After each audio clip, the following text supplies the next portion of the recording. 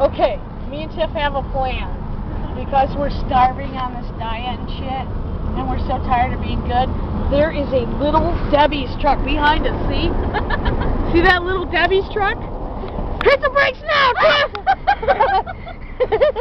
We're going to hit the brakes and Little Debbie's truck will crash, and then we'll knock the guy over the head with a Twinkie or two and run off with some snowballs and some Twinkies.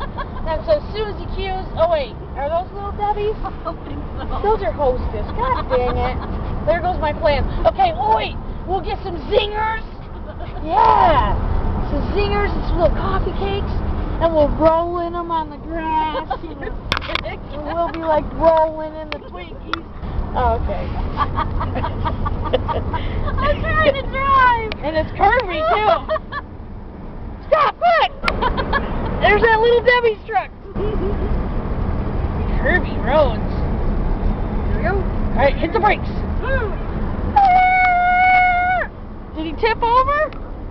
Damn it. I think that's a woman driving. Oh man, could you toss some Twinkies? We'll let you... Hey lady! We'll let you pass if you throw some zingers in the window! Oh shit!